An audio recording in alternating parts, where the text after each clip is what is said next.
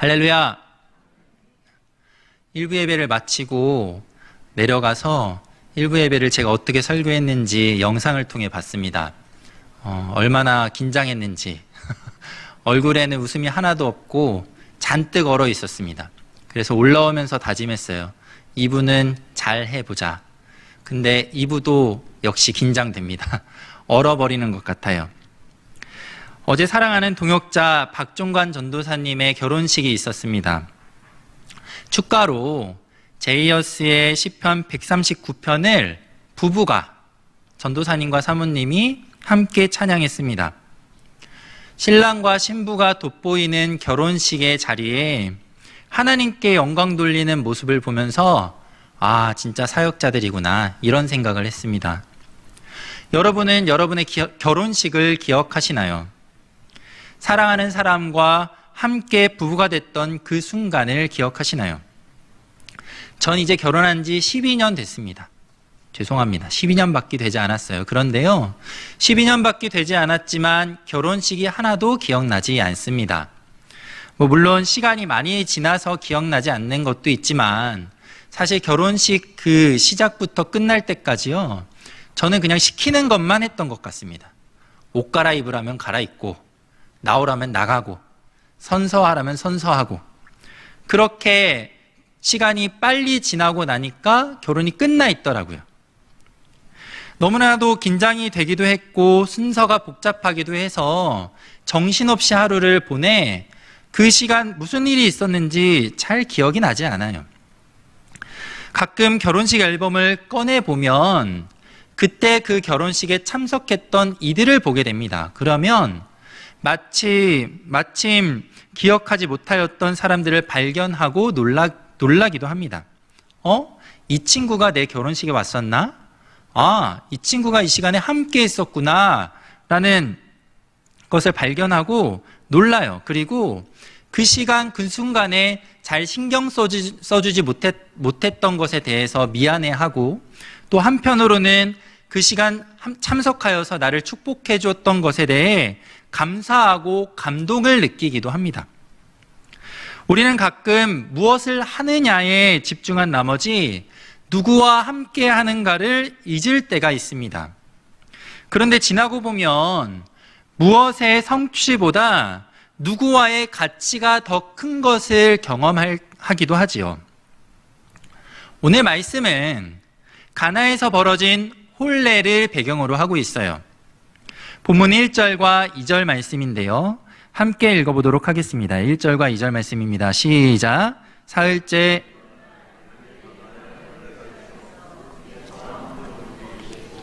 예수와 그 제자들도 혼례의 청함을 받았더니 아멘. 1장의 마지막은 요한복음 1장의 마지막, 그러니까 오늘 본문의 앞에 나오는 말씀은 예수님과 나다나엘에 대한 만남을 기록하고 있습니다. 그 만남이 있은 지 3일 후에 가나에서 혼인잔치가 있었고 예수님의 어머니가 거기 참석하셨던 거예요. 그리고 예수님과 제자들도 청함을 받아 그 혼인잔치에 참석했던 것이죠. 예수님의 첫 표적이 혼인잔치에서 이루어졌다는 것은 우리에게 흥미로운 한 가지 주제를 전해줍니다. 복음서에서 주님께서는 하나님 나라를 결혼과 관련하여 말씀하시곤 했는데요, 천국을 믿는 사람들에게 주어질 하나님 나라의 성대한 혼인 예식으로 설명하시곤 했습니다. 주님의 첫 표적이 일어난 장소가 갈릴리 가나의 한 혼례에서 일어난 것은 우리에게 천국을 떠올리게 하기에 충분하다라는 거예요. 성경은 천국을 이미와 아직의 팽팽한 긴장으로 설명하고 있습니다. 천국은 예수 그리스도께서 재림하심으로 이 땅에 완전히 이루어질 것이지요. 이런 의미에서 천국은 아직 완성되지 않았어요. 우리는 오늘도 주님의 재림으로 완성될 천국을 간절히 바라며 마라나타를 고백합니다. 또 다른 의미에서 천국은 하나님의 통치를 말하는데요, 예수 그리스도의 성육신과 십자가, 부활의 능력은 이 복음 진리를 믿는 이들에게 하나님의 자녀로, 하나님을 왕으로 인정하며 그 통치를 받게 합니다. 천국을 살게 하지요. 그래서 천국은 이미 우리에게 임했다라고 말할 수 있는 거예요. 우리에게 주어진 일상의 순간순간이 나에게 주어진 천국이다라는 것입니다. 갈릴리 가나에서 벌어진 이 혼인잔치는 우리에게 이미 임한 하나님 나라 천국의 모습을 아주 잘 보여주고 있어요. 우리는 이 잔치를 통해서 우리가 살아가고 있는 일상 속의 천국을 볼 수 있다라는 것이죠. 이 잔치 속에서 우리는 천국을 볼 수 있어야 합니다. 이 잔치에 참여한 사람들의 즐거움은 한 가지였습니다.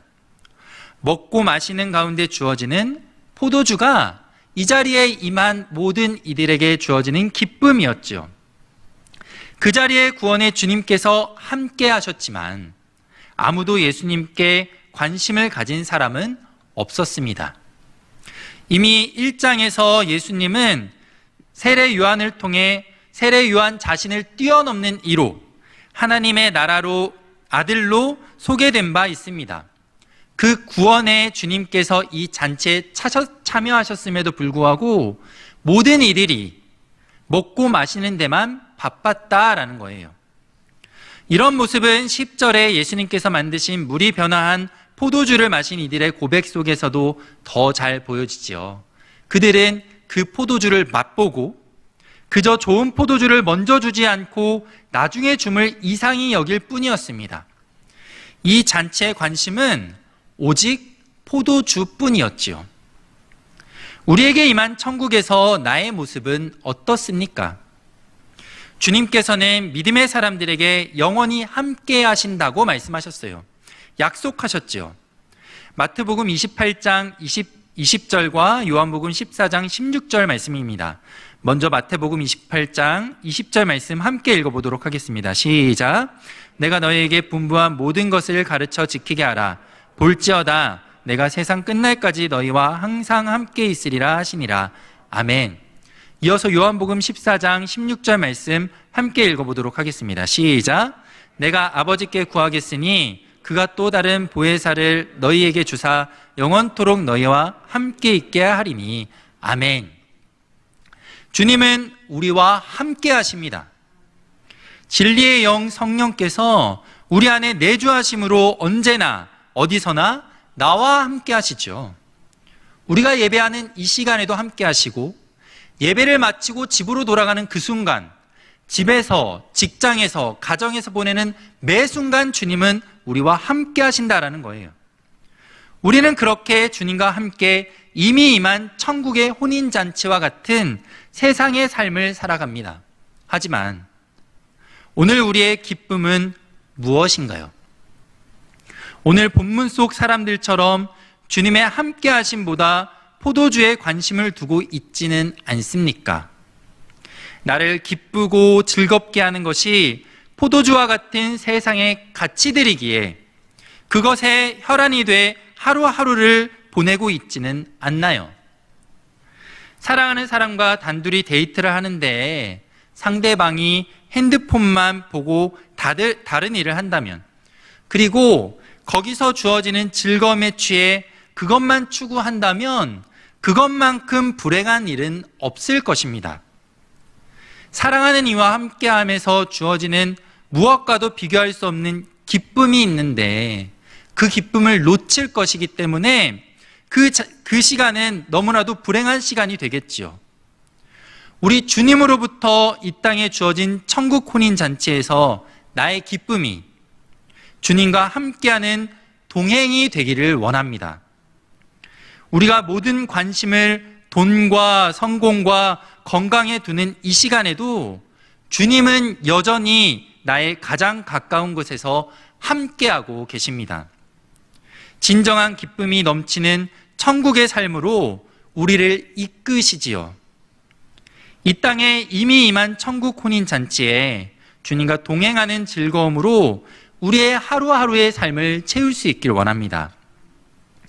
그렇게 먹고 마시는 즐거움으로 가득한 자리에 문제가 발생합니다. 본문 3절 말씀인데요. 함께 읽어보도록 하겠습니다. 3절 말씀 시작.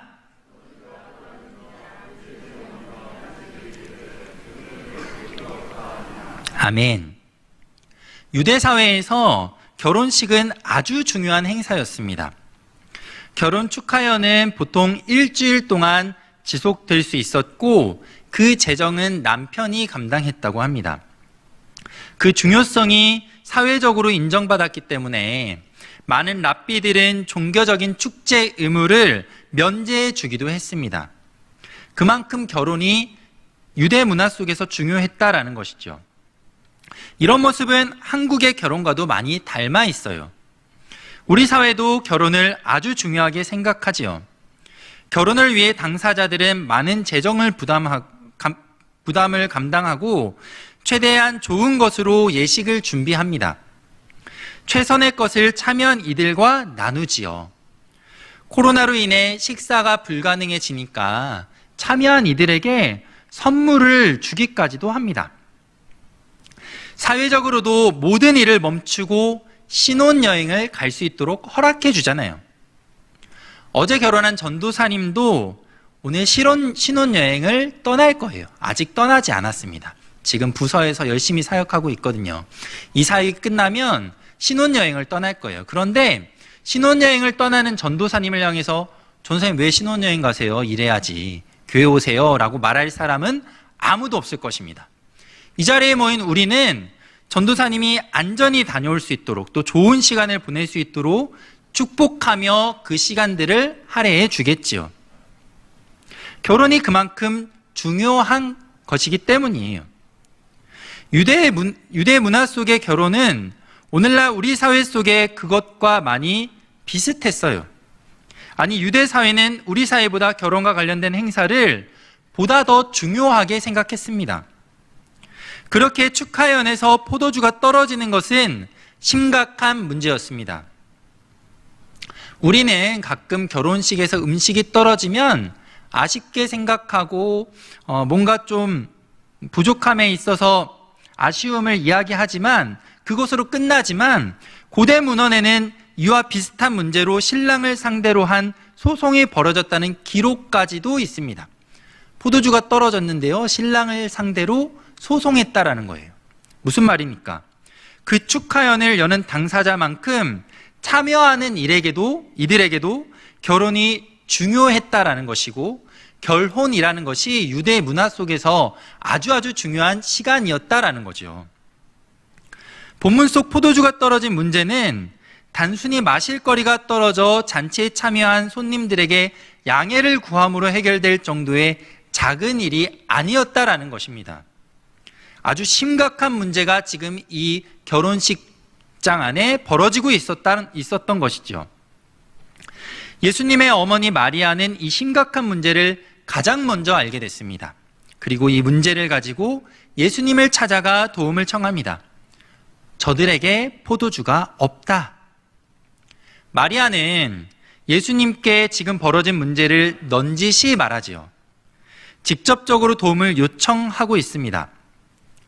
마리아가 예수님께 도움을 요청한 이유는 예수님에 대해서 마리아가 누구보다 잘 알고 있었기 때문이에요.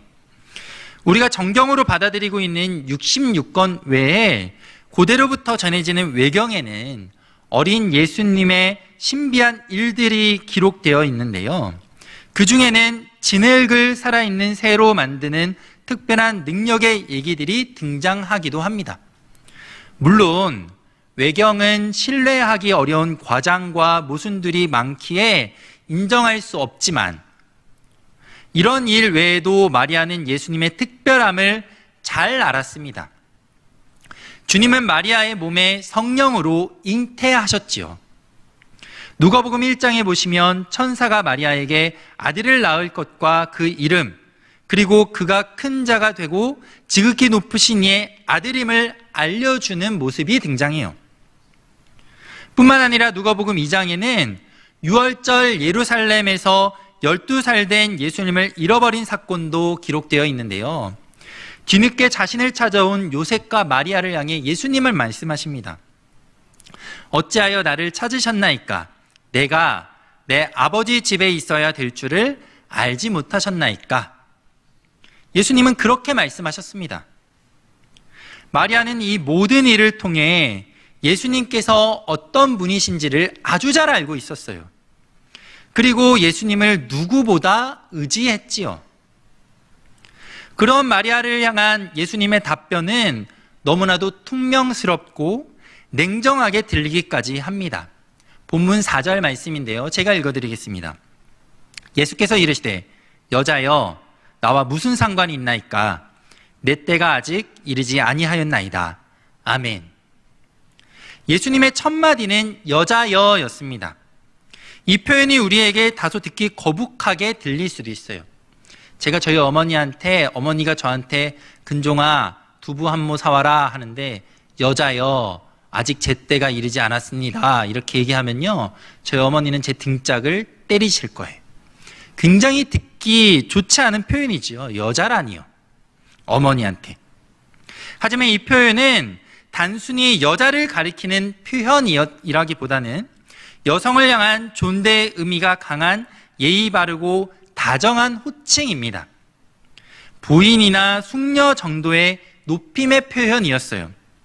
그럼에도 불구하고 어머니를 부르는 호칭은 아니었기에 예수님의 여자여라는 표현은 듣는 이에게 그리고 보는 이에게 큰 어색함을 가져다 줍니다. 이어지는 답은 더 차갑기만 한데요. 나와 무슨 상관이 있나이까? 내 때가 아직 이르지 아니하였나이다.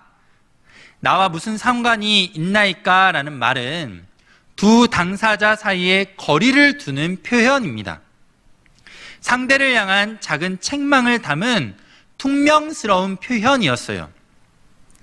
포도주를 신경 쓸 만큼 마리아에게 가까운 이의 결혼식이었음을 감안할 때 나와 무슨 상관이 있나이까? 라고 말하는 예수님의 말은 마리아에게 충분히 서운하게 들릴 만한 말이었습니다.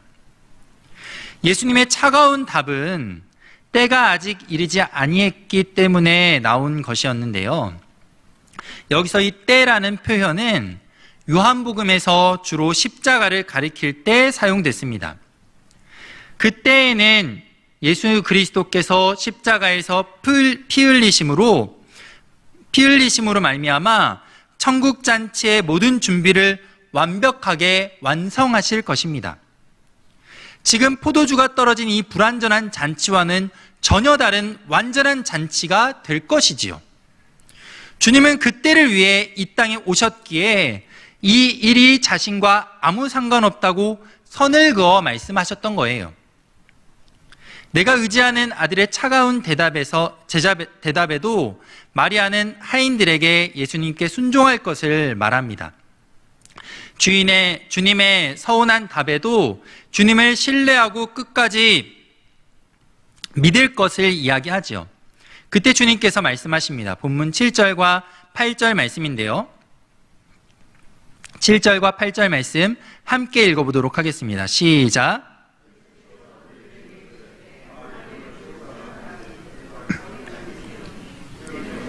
연회장에게 갖다 주라 하심에 갖다 주었더니 아멘. 주님께서는 순종을 명한 하인들에게 항아리에 물을 채우게 하십니다. 그리고 그 물을 연회장에게 주게 하시죠. 이 물을 채운 데 사용된 항아리는 500에서 750리터를 담을 수 있는 굉장히 큰 돌 항아리였습니다. 옛날 시골에서 사용하던 11호 항아리, 제가 인터넷으로 찾아보니까요, 항아리 중에 가장 큰 항아리가 11호 항아리더라고요. 이 11호 항아리가 165리터 정도를 담을 수 있으니까 지금 말씀에 등장하는 돌 항아리는 그 큰 항아리보다 4배에서 5배 더 컸습니다.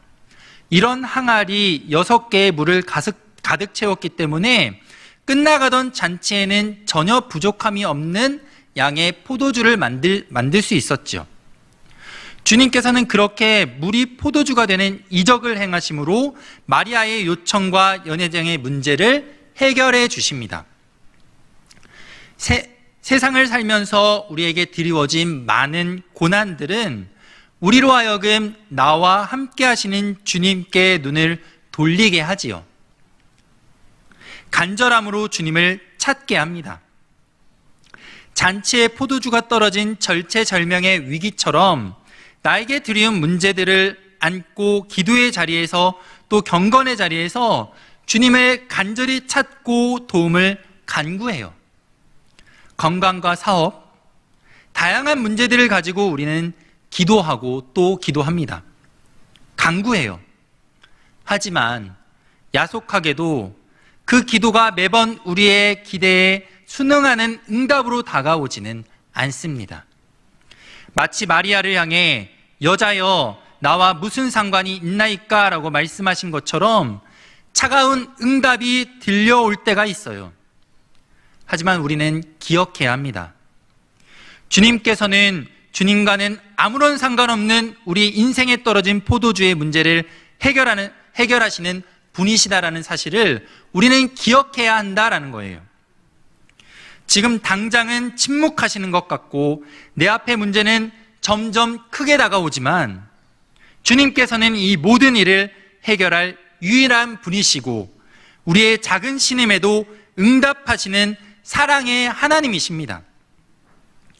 한 주 동안 말씀을 준비하면서 얼마나 긴장이 됐는지 모릅니다. 그래서였을까요? 수요일 저녁부터 복통이 시작됐어요. 그렇게 아픈 건 처음이었습니다. 배가 너무너무 아팠어요. 다음 날은 화장실을 들락날락 거리기 시작했습니다. 병원에 가서 장염이라는 얘기를 듣고 약을 지어와서 약을 먹었는데도 속이 메스껍고 구토가 계속됐습니다. 어제 오후까지 계속 이 메스꺼움이 있었고 머리가 얼마나 아팠는지 앉아있는 것도 정말 힘들었어요. 이런 일은 정말 처음이었습니다. 타자도 칠 수 없었고 하늘은 빙빙 돌기만 했습니다. 말씀을 전해야 하는데 묵상한 말씀의 내용들이 머릿속에 계속 빙빙 돌고 정리가 되지 않는 거예요. 너무너무 힘들었습니다. 오늘 예배의 자리가 걱정이 돼서 얼마나 간절히 기도했는지 몰라요. 하나님, 이 주일 예배의 자리 앞에 서게 하셨는데 준비해야 되잖아요. 그런데 몸이 연약해서 준비하는 것이 부족하면 어떡합니까? 너무 속상합니다 하고 간절히 기도했어요. 그런데 아무리 기도해도요, 오전에 결혼식을 갔다 오고 오후가 될 때까지 머리에 두통과 메스꺼움은 사라지지 않았습니다. 배도 계속 아팠어요. 그런데 저녁이 되니까요, 정말 이 머리의 어지러움이요 거짓말처럼 사라졌습니다. 얼마나 또렷해졌는지 몰라요. 뿐만 아니라 그전에는 속도 메스껍고 배도 아파서 먹는 것이 부담됐는데 배가 꼬르륵거리기 시작했습니다. 집에서 저녁에 얼른 누룽지를 꺼내서 물에 누룽지를 끓였습니다. 그래서 몇 그릇을 먹었는지 몰라요. 배고픔을 채우고 힘을 내서 저녁에 말씀을 준비했습니다. 머릿속에 떠다니던 그 말씀의 은혜들을 잘 정리해서 오늘 전할 말씀을 준비했어요. 얼마나 감사했는지 모릅니다. 하나님께서 간절히 간구하는 기도에 이렇게 응답하심에 얼마나 기쁜 마음으로 감사를 고백했고 아침에 출근하면서도 감사를 계속 고백했습니다. 제 목소리에 아팠던 모습이 보이나요? 힘이 없나요? 오늘 저는 언제보다 더 강한 목소리로 힘있게 말씀을 전할 수 있음에 너무너무 감사합니다. 하나님께서 제 기도에 응답하신 것처럼 우리의 기도에도 응답하세요. 사랑하는 성도 여러분, 뜻하지 않는 고난으로 주님을 찾는데 길이 보이지 않고 여전한 어려움 속에 낙심하고 실망하신 분이 계신가요? 그럼에도 불구하고 우리 주님께 답이 있음을 믿으시기 바랍니다. 우리 주님만이 길이요 진리요 생명 되심을 기억하시고 물을 포도주로 바꾸시는 주님의 능력을 의지하여 고난 가운데 힘을 얻기를 원합니다. 위로를 누릴 수 있길 원해요. 주님이 행하실 것입니다. 물이 포도주가 되는 이 기적은 그 자리에 참석한 모든 이들이 경험했습니다. 하지만 그 기적의 진정한 의미를 알았던 것은 제자들 뿐이었어요. 본문 9절에서 11절까지 말씀입니다. 한 목소리로 읽어보도록 하겠습니다. 9절에서 11절까지 말씀 시작. 연회장은 물로 된 포도주를 맛보고도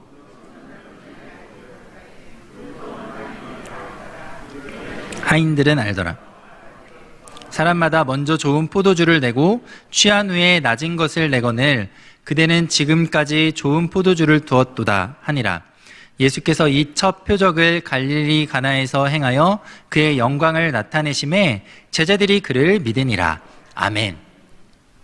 본문은 포도주의 진실과 관련된 세 부류의 사람들을 우리에게 말해줍니다. 먼저는 연회장과 신랑 그리고 그 자리에 모인 사람들이었습니다.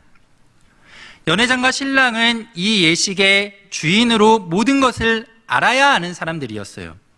하지만 그들은 지금 자신들에게 벌어진 일을 알지 못합니다. 그저 사람들과 똑같이 포도주에 놀라고 포도주를 즐길 뿐이지요. 포도주를 주신 주님을 알지도 믿지도 않습니다. 그들은 이 말씀의 중심에서 주인공이 돼야 함에도 불구하고 지금 혼인잔치의 말씀이잖아요. 이 혼인잔치의 주인공은 연회장과 신랑인데 그들은 이 혼인잔치의 주인공임에도 불구하고 철저히 주변인으로 잠깐 등장하는 엑스트라가 되어 있습니다. 우리는 오늘 우리 사회의 발전을 바라보며 하나님이 행하신 놀라운 은혜에 감사하지요. 많은 신앙의 선배들이 눈물 뿌려 기도함으로 우리나라가 이만큼 발전하고 잘 될 수 있었던 것 아니겠습니까? 그런데 어떤 때는 복음을 전혀 모르는 세상 사람들이 그 잘됨의 수혜자가 되는 것 같아 고개를 갸우뚱하기도 합니다. 분명히 이 나라를 이만큼 잘 되게 하신 건 하나님의 능력인데 잘 먹고 잘 사는 이들은 믿지 않는 이들이 더 잘 먹고 잘 사는 것 같아 고개를 갸우뚱하게 된다라는 것이죠. 믿지 않는 사람의 잘됨과 성공에 마음이 상하기도 합니다. 하지만 그 잘됨 속에 모든 것을 주시는 하나님을 보지 못하는 이들은 그들이 아무리 연회장과 신랑의 신분을 가진다 하더라도 하나님의 관점에서 주변인이 될 뿐임을 우리는 기억해야 합니다. 하나님의 역사와 하나님의 일 속에 그들은 세상의 모든 것을 다 가지고 떵떵거리며 살지만 하나님께는 주변인일 뿐이다라는 것이에요. 그 모든 것을 주시는 하나님을 보지 못하는 이들이 그 특권을 받는 것 같이 보일 수 있지만 궁극적으로 하나님께서는 그들을 무시하시고 그들을 전혀 신경 쓰지 않는다라는 거예요. 그렇기 때문에 우리는 많은 것을 누리지 못해도 주님과 함께함으로 주님이 주시는 포도주를 받아 먹음으로 그것을 주시는 하나님을 보고 또 그 하나님을 통해서 나에게 이 모든 것을 주시는 하나님께 영광을 돌림으로 하나님과 함께하는 하나님의 일, 하나님의 역사의 중심에 하나님과 함께하는 기쁨을 누릴 수 있어야 합니다. 또 다른 부류의 하인들이 있었습니다. 그들은 모든 비밀을 알았지요.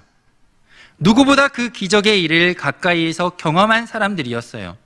하지만 그들 역시 기적의 당사자 예수 그리스도를 믿지는 않았습니다. 그들에게 이 기적은 그저 특별한 능력에 불과했지요. 주님 곁에는 이와 같은 이들이 아주 많이 있었습니다. 성경은 이들을 무리로 기록하고 있는데요.